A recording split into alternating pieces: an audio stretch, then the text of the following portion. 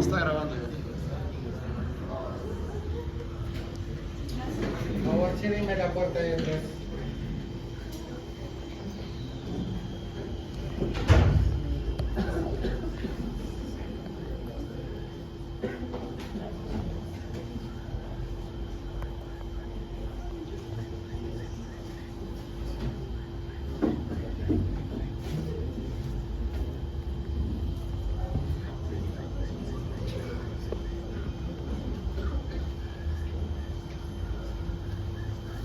Bien.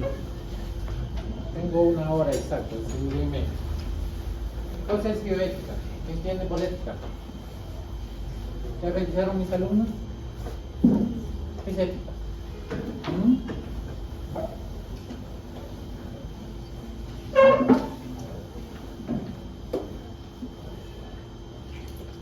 ¿Qué es ética? ¿Ah? ¿Qué es ética para ti? Hay dos, ¿no? Ética y moral. Ética es la el tema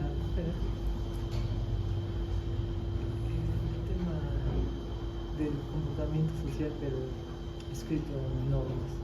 Y la moral, Normas. Comportamiento social. sí. ¿Qué es ética? ¿Qué es ética? Doctor. ¿Qué es Lo correcto. lo correcto? ¿Qué es ética, doctora?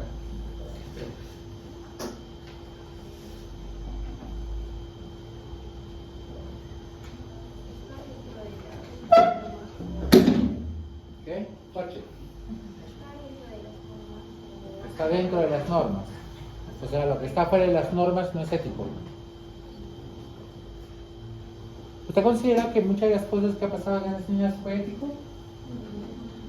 Pero estaban dentro de las normas. Claro. Entonces, ¿qué es ético? ¿Mm? Creo que es la conducta humana, si algo es correcto o incorrecto. Si algo es correcto o incorrecto. ¿Para quién? Para el ser humano, según el principio del ser humano. En este caso, para ti. Claro, para mi persona. Lo que no es correcto no sería ético. Claro. ¿Correcto? ¿Sí? Por ejemplo, dejar a morir a una persona con cáncer terminal. ¿Es ético o no es ético?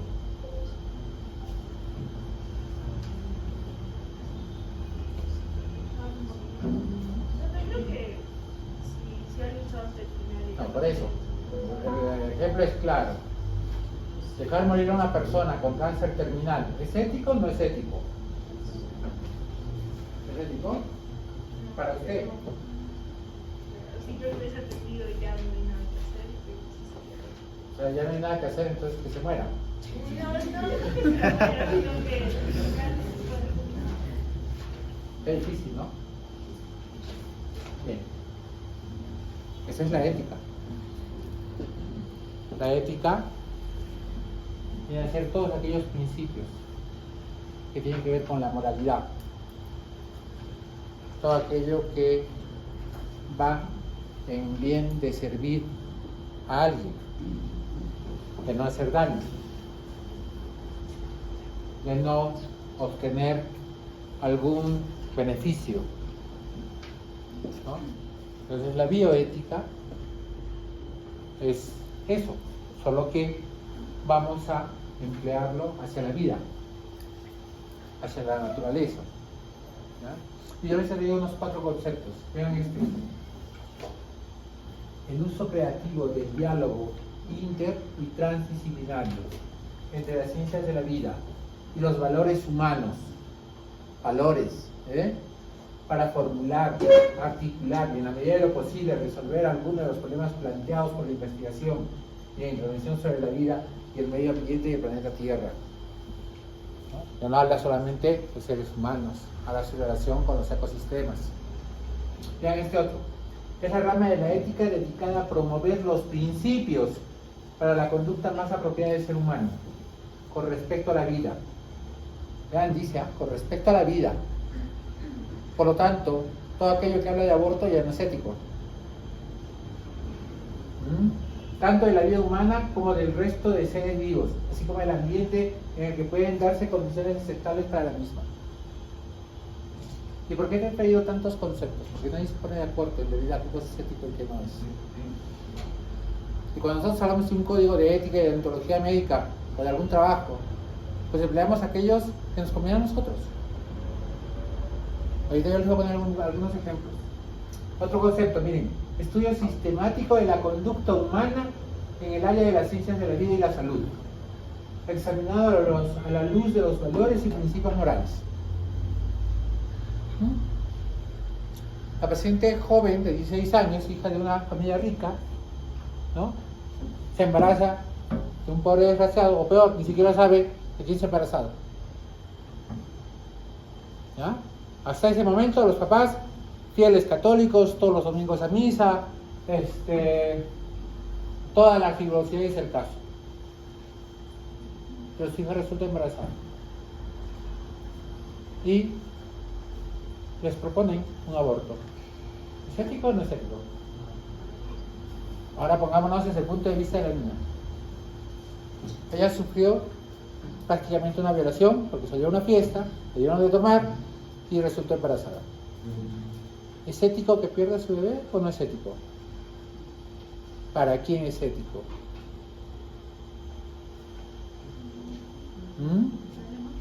¿A quién es la persona que le va a interesar, le va a importar eso? ¿A la madre? ¿A los abuelos? ¿A la sociedad? Entonces, ¿para quién estamos hablando de ética? ¿Para la sociedad? ¿Para la persona? Último concepto. La bioética es el estudio sistemático de la conducta humana en los campos de las ciencias biológicas y de la atención de la salud en la medida en que esta conducta se analiza a la luz de los principios y valores normales.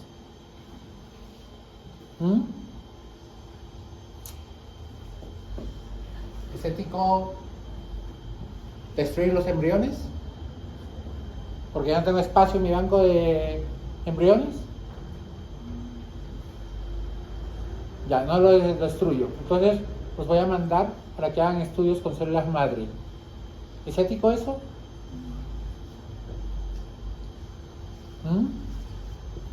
Bien, saquen su concepto sobre qué cosa es ético. Y espero que estos 4 conceptos les sirvan mucho, porque les va a servir para toda la vida. Entonces yo puedo hablar de ética en diferentes aspectos. Y desde el punto de vista ginecológico, hablamos básicamente de la sexualidad, entre otras cosas, ¿no? Y en sexualidad, la ética va de la mano con tus creencias, ¿ya?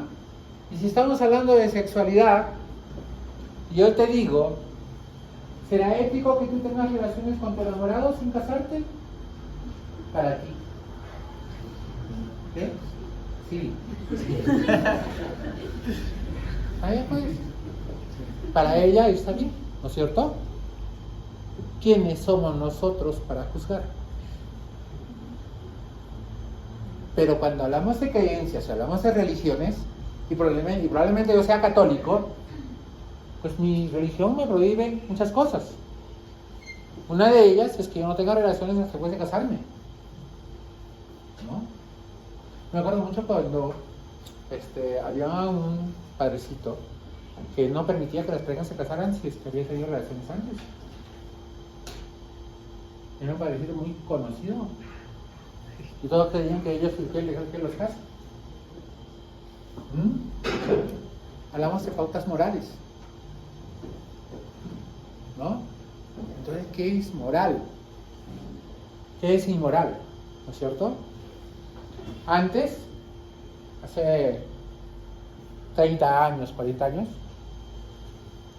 que le digas a tus padres que habías tenido relaciones, te podía costar la vida. Más si eras mujercita. ¿Ya? Y si le decías que habías tenido sexo oral, peor. ¿Ya? Te quemaban la boca. Ahora no, ¿sí o no? Ahora es lo primero que se hace. ¿Sí? Entonces, ¿qué es inmoral? ¿Qué es inmoral para cada uno de nosotros? ¿Qué es moral?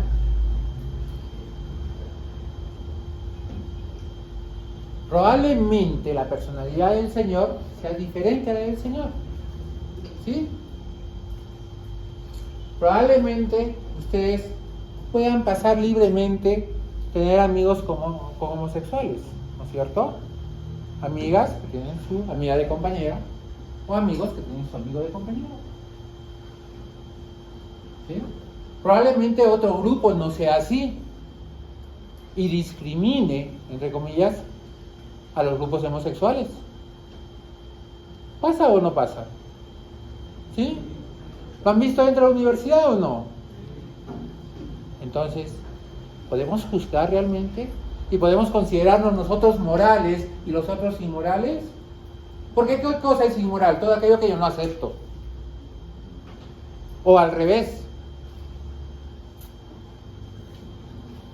Dice que la sexualidad debe conllevarte una felicidad plena en todo aspecto, social, psicológico, mental, físicamente. ¿No? Es parte de tu vida normal. Y si esto no consigues, pues no tienes una buena sexualidad. Complejo, ¿no? Entonces, seguimos preguntándonos, ¿qué es ética? ¿No? ¿Qué es moral? Y entonces, si seguimos con lo de la sexualidad, vean, la sexualidad no es más que otra cosa que la manifestación de una personalidad. ¿No?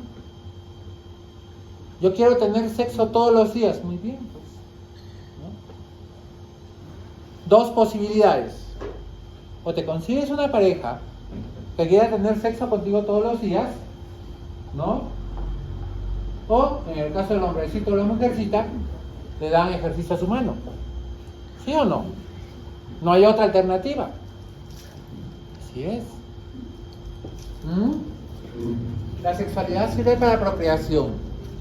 Claro, en esto se basan los temas religiosos, los temas morales. Pero esto ya se perdió. Ya la mayoría de nosotros no tiene sexo por querer tener un hijo. Más bien por el contrario. ¿Sí o no?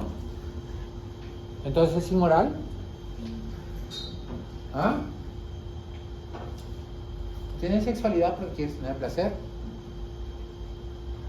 Pero ¿de qué placer me habla si nunca nadie les ha hablado, ni a los varoncitos, ni a las mujercitas, cómo es tener placer? ¿O cómo es el placer cuando uno tiene relaciones sexuales? En el hombrecito es más fácil, porque generalmente el orgasmo llega con la eyaculación. Pero en la mujercita no. A ver, ¿quién me dice cuáles son las fases del orgasmo de una mujer? O las fases de las relaciones sexuales de una mujer. Le pongo 5 puntos más en la nota del examen. A que me digan. ¿Nadie? Entonces, ¿de qué placer me habla? La sexualidad tiene que ver con salud. Porque efectivamente uno es más saludable si tiene una relación sexual sana. ¿Ya? Ojo que no estoy diciendo que tengan relaciones sexuales saliendo de clase.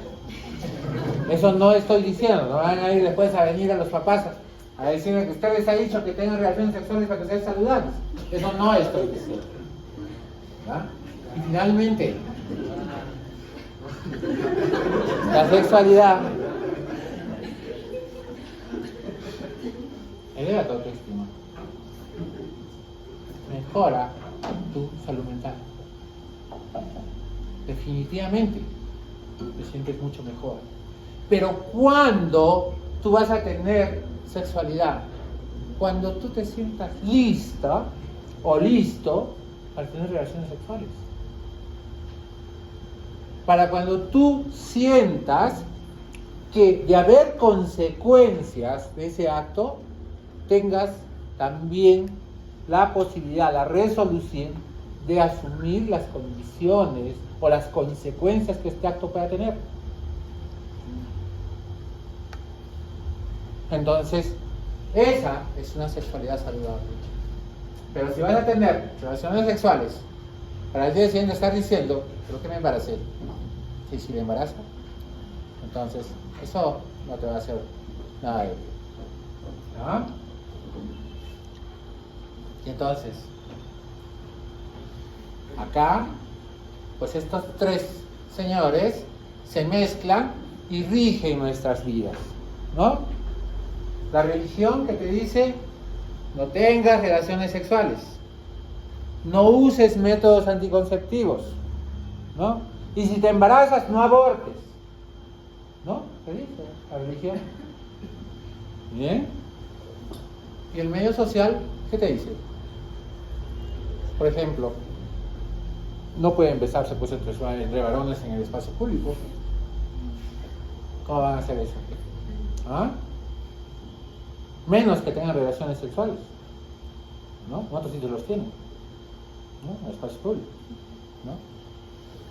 ¿Qué opinan si la universidad les pone una ánfora de preservativos ahí en la puerta cada vez que entran y salen? ¿Qué dirán sus padres? En Argentina, en Buenos Aires específicamente, cada 2 cuadras hay una ánfora de preservativos gratuitos.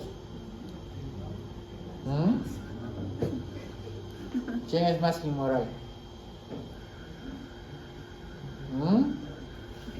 ¿Qué dice tu nivel cultural? ¿Ah? Vamos a subir un poco el tono, ¿ya? ¿Qué opinan de tener relaciones sexuales por el ano? Qué sucio, ¿no? Qué feo. ¿Qué? Habla con hombre. No hay riesgo. Bien, entonces.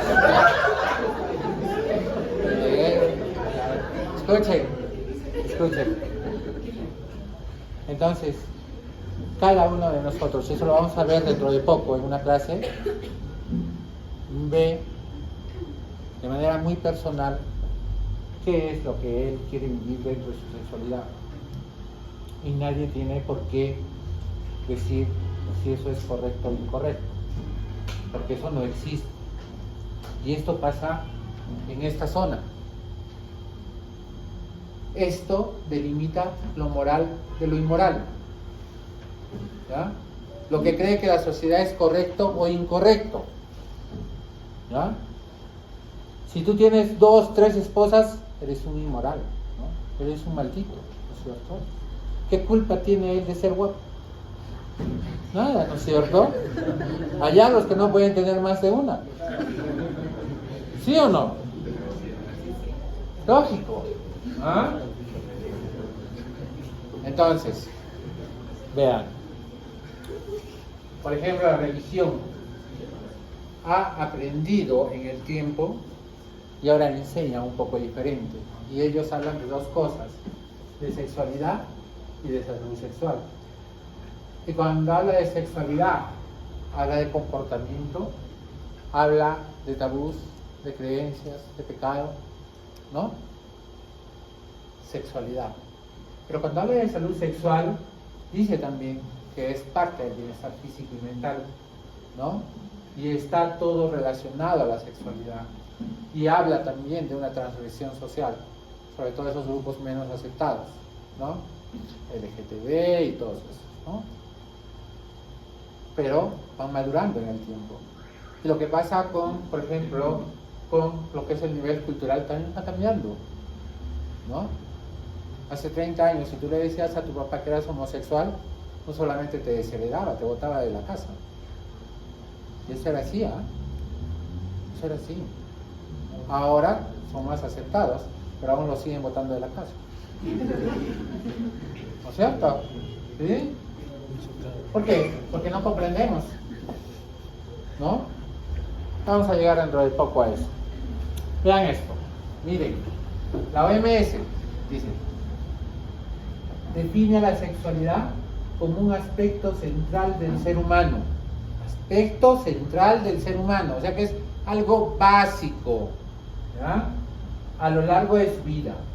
abarca el sexo, las identidades y los papeles de género, el erotismo, el placer, la intimidad, la reproducción, la orientación sexual.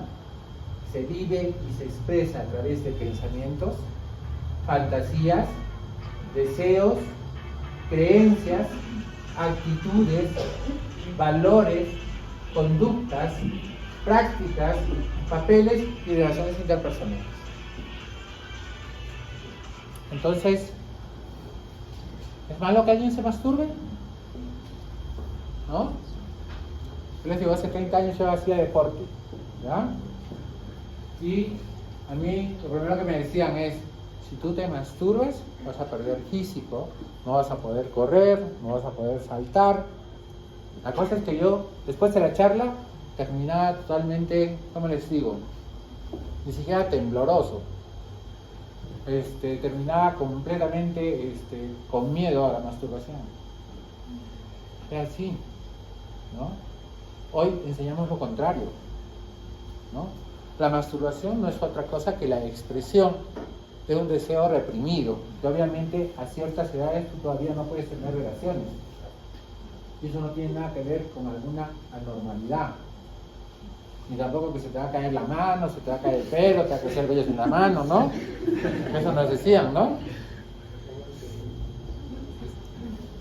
Sí. Muy bien. Entonces, a ver una clase que vamos a hablar de esto. Vean los derechos sexuales. En el 2000, en el 2006 y en el 2010 se han dado los derechos sexuales en diferentes partes. La última parte son los derechos sexuales reproductivos, ¿ya?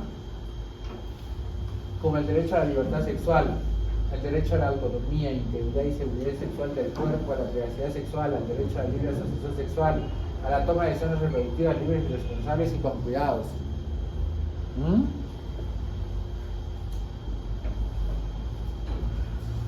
Ustedes, ¿cómo sería un núcleo familiar adecuado para ustedes? ¿Cómo sería? ¿Qué me dicen? ¿No? Papá, mamá, hijos, ¿no es cierto? Eso es lo adecuado. ¿Qué tal? El papá o la mamá dice, vamos a invitar a alguien más. Ya no son papá, mamá. Son papá, mamá y la invitada. ¿Es normal? ¿Para quién no es normal? Para aquellos que solo quieren ser dos. Pero para los que quieren ser tres, pues probablemente sea normal para ellos, ¿no? ¿O no? Qué difícil, ¿no? Entonces, ¿qué cosa es ético? ¿O qué cosa es moral? ¿Ah? ¿Ustedes han oído hablar de los famosos sitios donde hacen intercambio de parejas? ¿No? Tú vas con tu pareja a una reunión y bueno, pues intercambias a tu esposa y tú te metes con otra mujer y ya. Y es común en Estados Unidos y varios países europeos.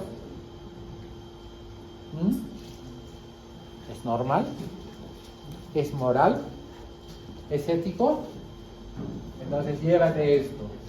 Dice, respuesta a la categoría que la moral ortodoxa y paternalista había convivido con los regímenes sociales que no reconocían el verdadero sentido del contenido de las normas. Y es que, ¿qué pasó con la religión? La religión se fue a ser tan estricta que planteó límites, y aquellos que pasaban de esos límites dejaban de ser morales, o sea, se volvían inmorales. Entonces, ¿qué es la ética? La ética es el producto de la reflexión de esos conceptos morales. Pero la ética jamás, pero jamás debe imponer esos sentidos morales, porque si no, deja de ser ético. ¿Ya? Y lo dice ahí, la sexualidad vincula la intimidad con las expresiones que la sociedad ha exigido en el comportamiento de hombres y mujeres, roles definidos. Entonces, en la valoración de esos, valga la redundancia, de esos valores, ¿no? Y que se orientan por una preferencia sexual, que lo expresan sin exponer condiciones, y que más allá de pertenecer a un género satisfacen sentimientos y convicciones que no pueden ser parametradas por una observación moralista de las mismas, por los sectores que se consideran conservadores y que respeten los principios básicos de las libertades individuales y el no hacer daño, no sean aplicadas a terceros que no respondan a estos requerimientos. En otras palabras, en la ética no puede meterse con la moral, porque si tú hablas de moral, probablemente vas a dividir a las poblaciones. Algunos estarán de acuerdo y otros no estarán de acuerdo. Esa es la diferencia entre lo que es ético y lo que es moral. ¿De acuerdo? Bien. Y acá también este concepto es bien bonito. Miren, la bioética, por sus características, no podrá, a diferencia de la moral, aceptar o prohibir conductas morales en torno a la sexualidad. Solo permitirá el análisis respetuoso de los principios bioéticos de acuerdo a las características y circunstancias de los problemas bioéticos que lo requieren. Y acá les pongo un ejemplo. ¿Ya? Viene una paciente a su consultorio. ¿Listo? Y les dice que le ha sacado la vuelta a su esposo y ha resultado embarazada. Muy bien. Y quiere que le practiques un aborto. Muy bien. ¿Es moral o inmoral? Probablemente sea inmoral. ¿Cuál es lo ético? Lo que te dicta tus principios. ¿Sí? Y vamos a ver dentro de poco que me van a dar la razón. Entonces, para mí, tiene 6 semanas, no señora, yo no puedo interrumpir ese embarazo, no hago abortos.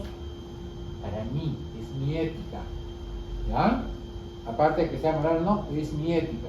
La señora tendrá que buscar a otra persona que le haga favor. ¿Ya? ¿Y por qué les digo eso? Porque con respecto a eso también hay todo un problema. Pero hablemos de una cosa que no sea sexualidad, porque creo que ya los he desmoralizado. Hablemos de otros factores que también tienen que ver con bioética. Por ejemplo, reproducción humana. Secreto de los gametos. Hoy día podemos manejar gametos, ¿no? Solo se ha demostrado con ICSI. ¿Ya? ¿Y qué tal si yo le pongo un espermatozoide que no es de su padre? Ya, hagámoslo así. ¿Qué tal me equivoco? Y le pongo de otro padre sin querer. Total, son placas, ¿no? Y haciendo la capacitación espermática, de repente dice de 2 y se me mezcló las placas. ¿O qué tal yo quiero que sea el esperma de otra persona?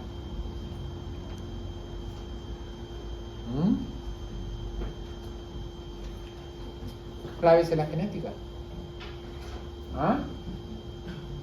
¿Qué tal yo puedo manejar un montón de cosas, ¿no? No solamente ya enfermedades. Puedo inducir también enfermedades.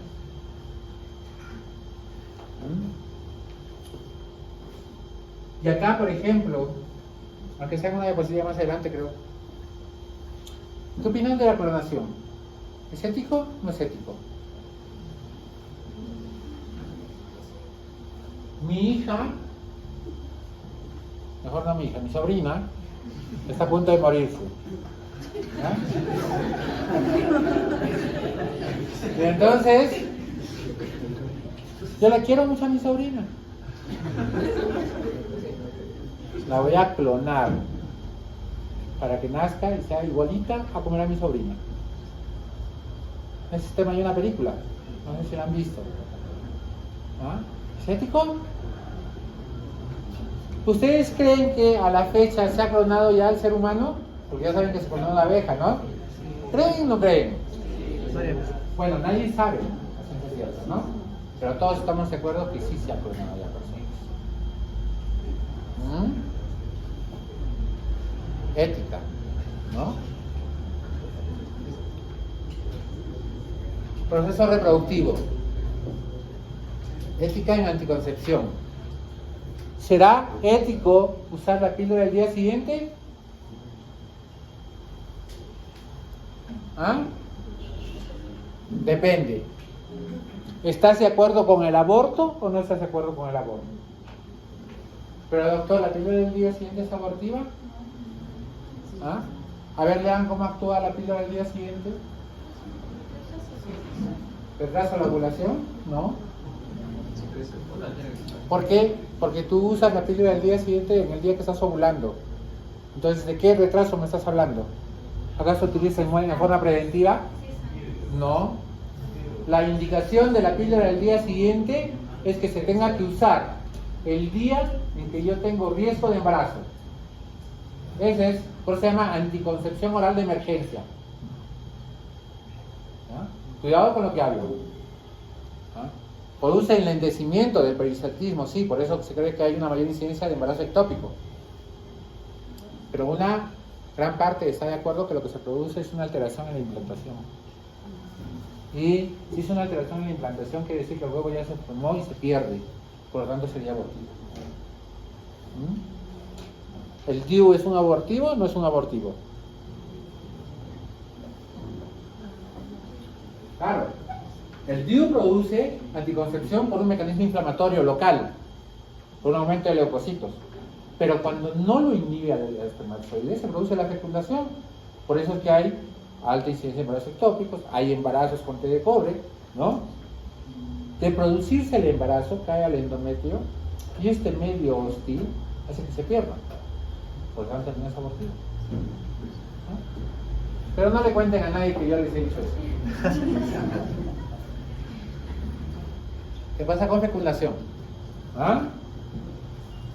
Yo puedo hacerle una FIV, ¿ya? Y le coloco 3 embriones para que no fallen. Y los 3 prenden. Alto riesgo de prematurez, alto riesgo de preeclampsia, alto riesgo de complicaciones. Muy bien. Voy a hacer una selección, una reducción selectiva de gametos. ¿Ya? O sea, a las 6 semanas veo 3 embriones, voy a entrar y voy a sacar 2 para que quede solo uno. ¿Es ético? ¿Para quién no es ético? La madre solicita que le hagan esa reducción porque no quiere perder a los 3, o no quiere perder por lo menos a uno. ¿Ah? Desarrollo embrionario. Ustedes saben que muchas personas se embarazan solo para hacer tratamiento de células madre para el hijo que tienen. Solo es esa su finalidad. ¿Es correcto? ¿Es ético?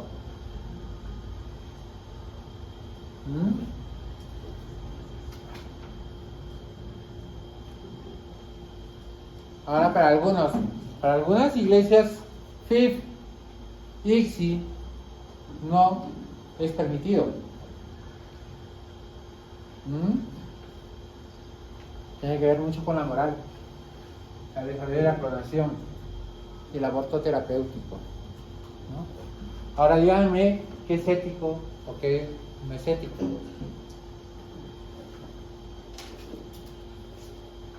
Bien. Y el aborto tiene que ver con esto, ¿no? Proceso biológico, proceso ético, proceso legal.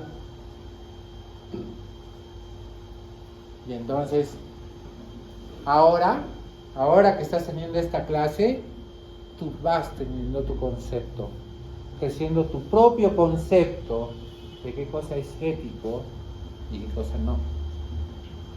Y ese concepto siempre lo debes llevar. Pero te voy a dar otras pautas todavía. Miren esto.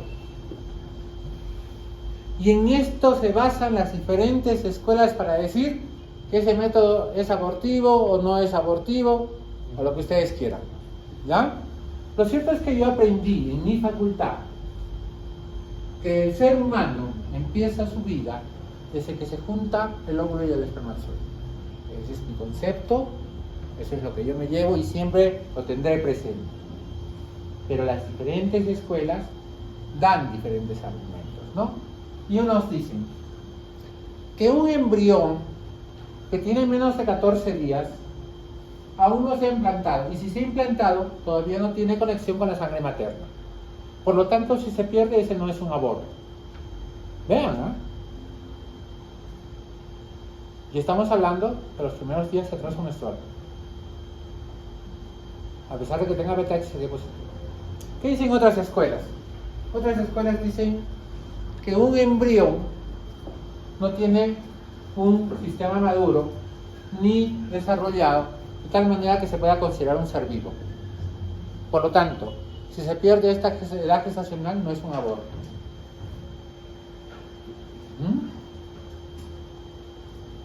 Vamos a lo más grave todavía. Paciente, 22 semanas, ¿ah? Peso aproximado 500 gramos. ¿Ya? Pero que si lo sacas afuera, el bebito no sobrevive. No sobrevive.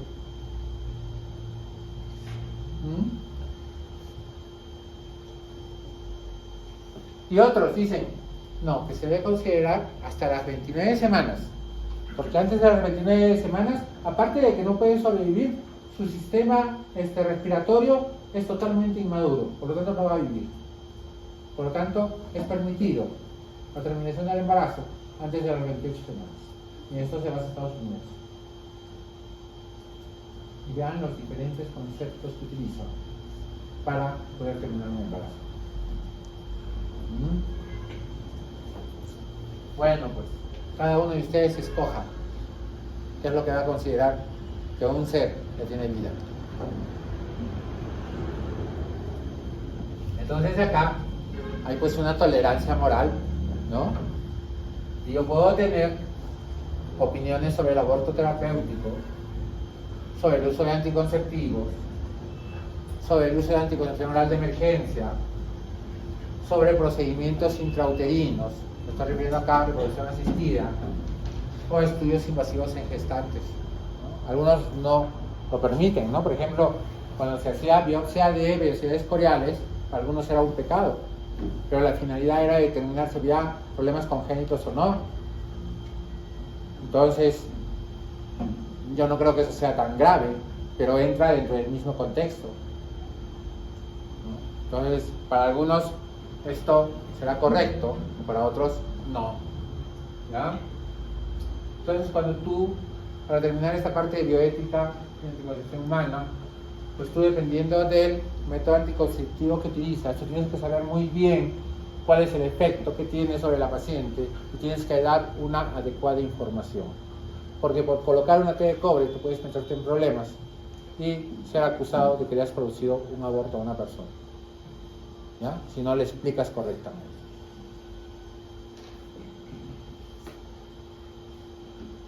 Ahora veamos, cuando yo hablo de interrupción del embarazo,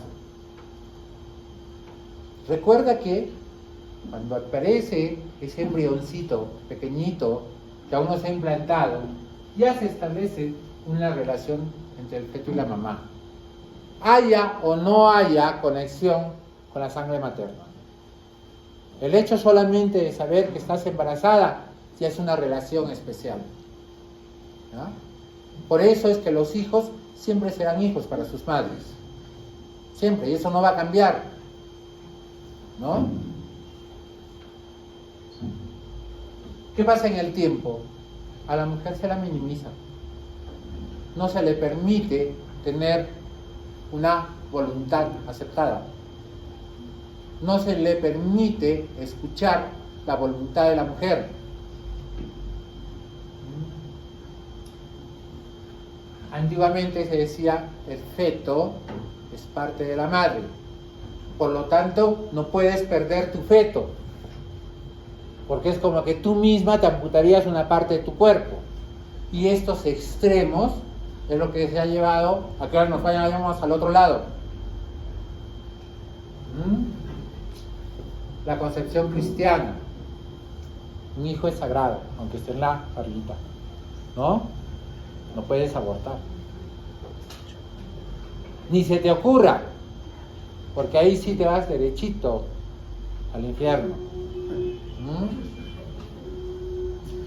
¿Por qué dice Estados Unidos 1973? En ese año, en Estados Unidos, se dio la ley del aborto. Y desde ese entonces hasta las 28 semanas, en Estados Unidos se puede abortar si la paciente lo desea.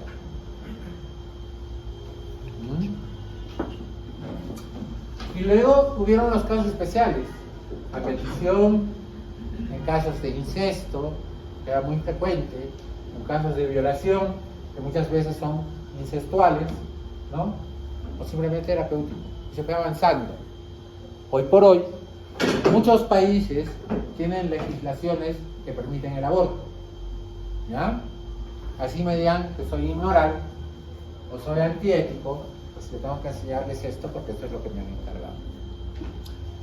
¿Cuál es mi opinión personal sobre el aborto? Yo creo que la vida se respeta. Que nosotros nos hemos hecho como médicos para ese fin, para salvar la vida y no para interrumpirla. ¿Ya? Ese es mi concepto, eso es lo que siempre llevaré y es lo que voy a enseñarles. Pero hay condiciones en que este concepto va a cambiar. Y esa es la segunda parte de esta clase. En el Perú, el aborto es penalizado. Siempre. ¿Ya? Que no se cumpla es otra cosa, pero es penalizado. Y te puedes ir a la cárcel por esto. Entonces, no se metan a hacer estas cosas. ¿Ya?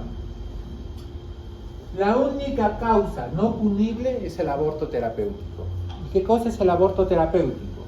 El aborto terapéutico es aquel que se realiza con la finalidad de salvar la vida de la madre o evitar complicaciones que dejen secuelas permanentes en esa persona. Ese es el aborto terapéutico. Tiene que cumplir una de esas dos condiciones. No existe otra posibilidad. Es decir, cuando la interrupción del embarazo se constituye por el medio para salvaguardar la vida de la persona embarazada o para evitar daños graves y permanentes. Esta causal se encuentra despenalizada desde 1924. Efectivamente, la ley se dio en 1924, pero como van a ver, hace entre 8 o 10 años recién se promulgó su reglamento. Antes no se podía utilizar. ¿Ya? ¿Para qué se usa por qué se hace esta del aborto terapéutico? Con el fin de preservar los derechos y salvaguardar la vida de estas madres gestantes. ¿No? Pero van a ver que muchos de los casos que hemos visto, ¿ya?, que han revisado sus compañeros, no están en este reglamento. ¿Ya? Artículo 119. Y esto apréndanselo porque este es el artículo que les va a salvar de la cárcel. ¿Ya? Dice, no es punible el aborto practicado por un médico con el consentimiento de la mujer embarazada, ¿ya?, o de su representante legal, cuando es el único medio para salvar la vida de la gestante o para evitar en su salud un mal grave y permanente. Aborto terapéutico. Es la definición de aborto terapéutico. ¿Ya? Esas son las condiciones. Cualquier otro aborto que se produzca fuera de esto, te vas a la cárcel. ¿Listo? Te vas al infierno.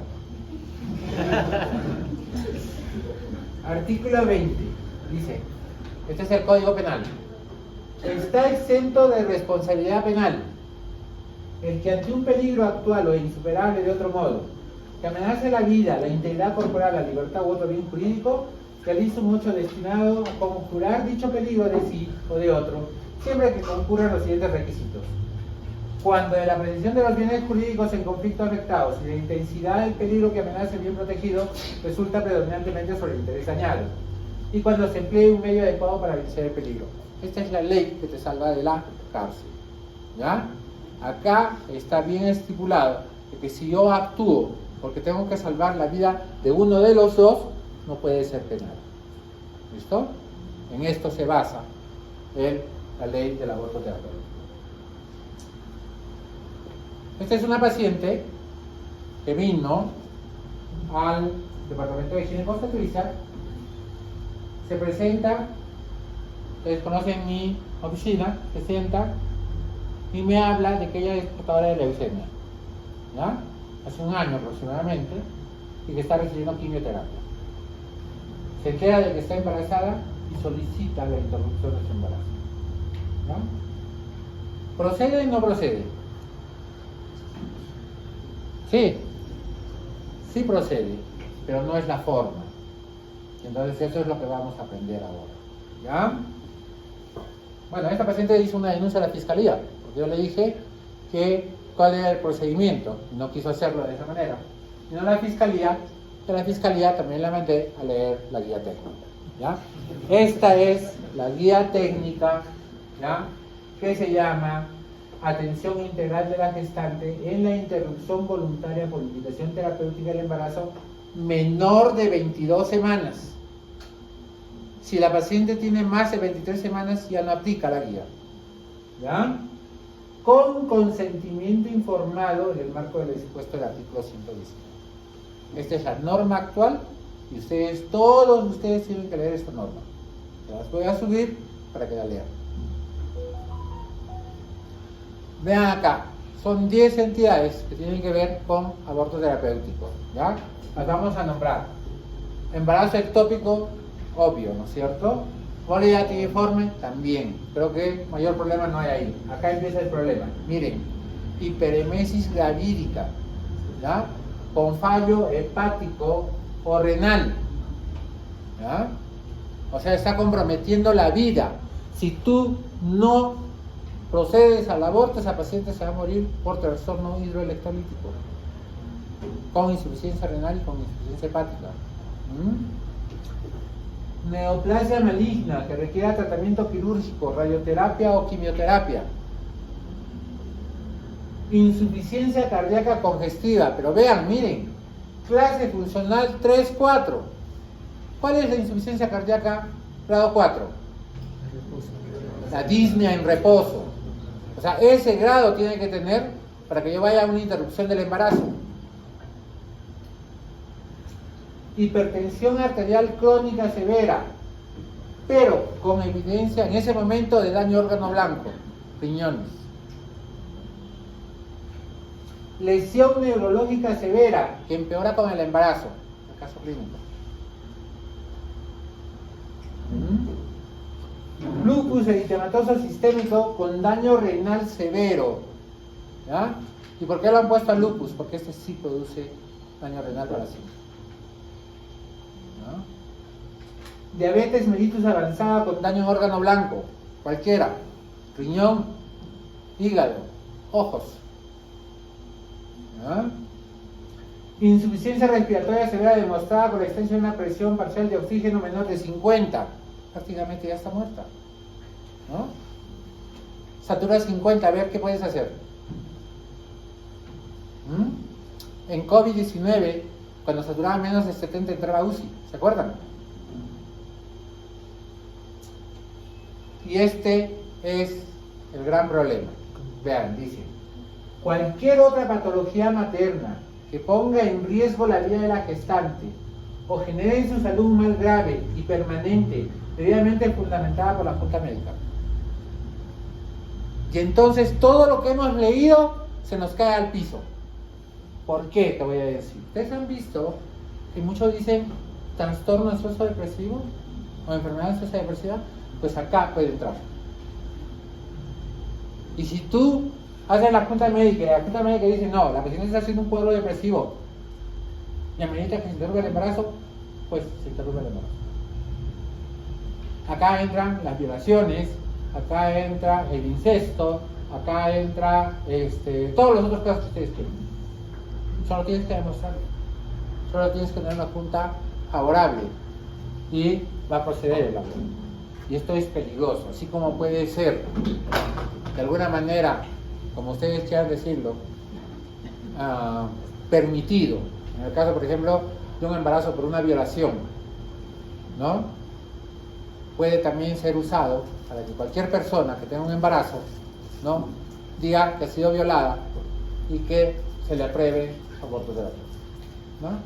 Aunque esto, gracias a Dios, no se ve mucho porque el misoprostol ha reventado la norma, ¿no es cierto? Bien, ¿cómo se hace? Escúchenme. ¿Y por qué no procedió? Cuando yo tengo un trastorno, yo tengo un médico tratante, ¿ya? Entonces vamos a suponer el caso de la paciente. La paciente tenía una leucemia, recibía quimioterapia. A quien le corresponde informar a la paciente es a la médico tratante. Y la médico tratante le dice, señorita, usted por la quimioterapia no puede tener ese bebé, porque probablemente van a ser con problemas congénitos. ¿Listo? Entonces, uno como paciente dice, doctora, si es así, yo no quiero seguir con mi embarazo. ¿Ya? Punto número 1. La paciente solicita la interrupción del embarazo. Punto número 2. El médico tratante es el que presenta la historia clínica al jefe de departamento, solicitando, mediante un documento, la interrupción del embarazo. Y no la paciente. La paciente no puede ir así, digamos, se me fue la palabra, confiadamente a solicitar que le interrumpan el embarazo. No, tiene que ser su médico de cabecera, su médico tratante, ¿ya? A través de él es que se hace la solicitud. La solicitud llega al jefe de departamento, y el jefe de departamento toma conocimiento y solicita que se haga una junta médica, ¿ya? Tiene 24 horas para solicitar esa junta médica. Esa junta médica debe estar conformada por 3 médicos, 2 ginecólogos, ¿ya? O por lo menos uno, ¿ya? En los casos que amerite, y un médico que tenga que ver, en este caso, por ejemplo, con oncología, con hematología, o con el que hace el tratamiento de la quimioterapia, ¿ya? Y los 3 revisan el caso y ven qué puede producirle los tratamientos recibidos a ese embarazo. Y ahí hay 2 resultados. Uno es que la junta médica apruebe la interrupción del embarazo, y 2, que la junta médica diga no procede la interrupción del embarazo. Hace poco tuvimos un caso de una gastrosquisis, creo que fue el semestre anterior, no fueron ustedes, y la junta médica dijo que no era necesario interrumpir el embarazo, que cuando el bebé nazca podía ser sometido a una intervención y tener una vida normal, ¿no? Pero el punto de la mamá también era evidente: ¿cuál es la calidad de vida de mi bebé? ¿Va a estar en operaciones, hasta cuándo, no? Todos tienen su punto de vista, pero hay que respetar la junta médica. Y ese resultado de la junta médica, el jefe de departamento lo informa a la dirección y tiene 24 horas, en caso de que haya interrupción, que para designar qué médico va a interrumpir ese embarazo, ¿ya? Entonces nosotros, para no causar mucho problema, colocamos misoprostol, y ahí apenas aborta, el médico que está en turno hace el grado para sacar los restos, ¿ya? Si la junta médica dice que no procede la interrupción del embarazo, entonces la paciente puede pedir revisión de caso, pero esta vez ya no al jefe de departamento, sino al director del hospital. Y el director del hospital convoca una nueva junta médica con otros médicos y también llegan a las mismas conclusiones. Y de acuerdo a eso se informa a la paciente. Esa es la norma, y todo lo que está escrito acá es lo que les acabo de indicar. Ajá. ¿Qué crees? Claro, aquí está. Muy bien, ¿preguntas? ¿Qué hizo el Estado como fundamento el aborto eugenésico? ¿O qué opinas de eso? El aborto eugenésico.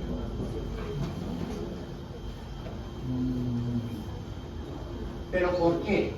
La calidad de vida de elección.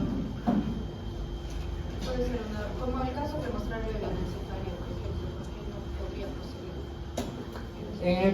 Actualmente, cuando el paciente tiene malformaciones severas, ya no permitimos que siga el embarazo, porque eso sí es traumático. Llevar un bebito 9 meses sabiendo que apenas nazca se va a morir, porque no se muere al nacer, ¿no? A pesar de que no tiene cabeza, vive horas, ¿no? Y eso es más doloroso todavía, ¿no? Pero no vale la pena eso, ¿no? No vale la pena. Hace poco tuvimos también un bebito con con un anhidranio severo, ¿ya? Con un hipoplasia, no, agenesia renal bilateral.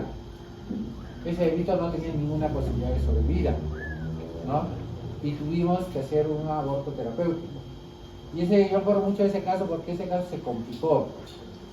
Porque como no tenía líquido amniótico, el bebé se pegó demasiado a las paredes del útero y no podían sacarlo, tuvieron que sacar en pedacitos, ¿ya? Eso se llama fetotomía y es una cosa muy lamentable.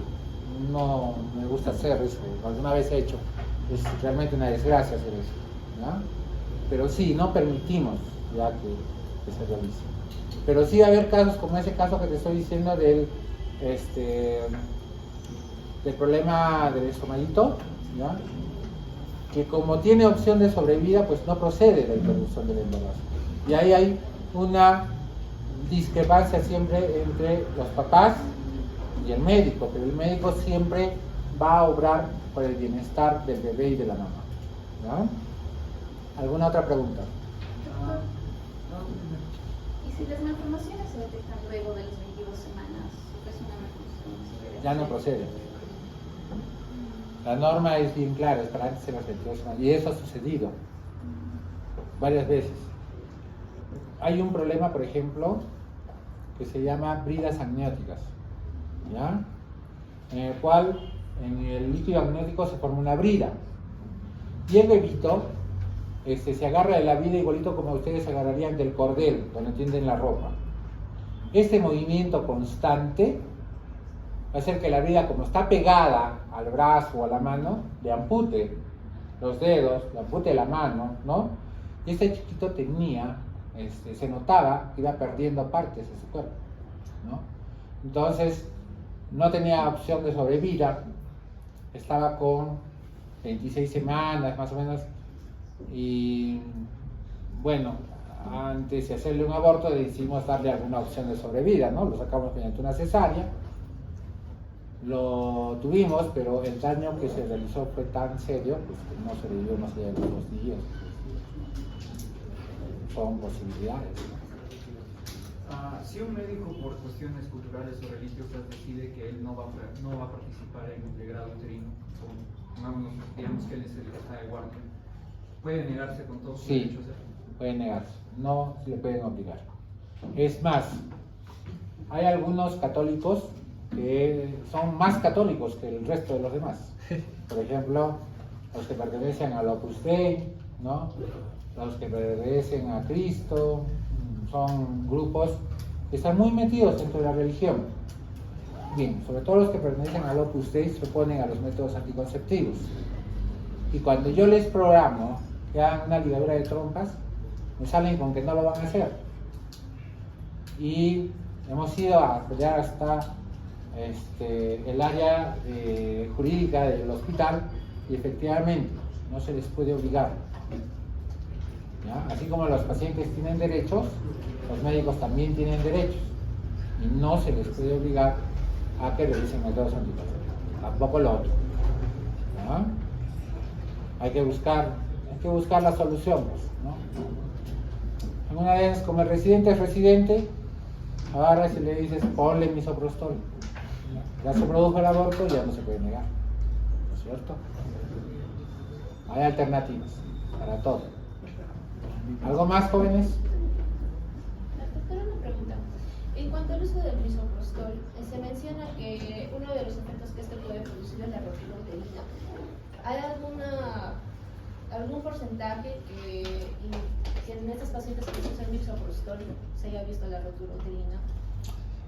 Mira, la rotura uterina se te puede presentar al final del embarazo, ¿ya? O sea, cuando ya el bebé está para nacer, sobre todo en cesáreas anteriores. Tiene las mismas contraindicaciones que el uso de la oxitocina, ¿ya? Pero en embarazos tempranos es muy difícil que se te produzca rotura uterina. ¿Por qué? Porque no está formado el segmento, ¿ya? Entonces es muy grueso para que se... ¿Qué es lo que produce el misoprostol? El misoprostol en realidad abortivo no es. Lo que es una de sus consecuencias, pero lo que el misoprostol produce es contracciones uterinas, ¿ya? Por eso es que muchos que usan misoprostol, pues no les hace ningún efecto y su embarazo sigue. ¿Ya? Un abortivo, por ejemplo, es la mifepristona, que es el RU486, que es un antiprogesterónico. Ese sí produce abortos. ¿Ya? Entonces, la rotura uterina lo vas a ver sobre todo cuando tú coloques misoprostol, por ejemplo, para inducción de trabajo de parto o para maduración cervical, que en ellos sí hay segmento formado y producto de las contracciones se rompe el útero.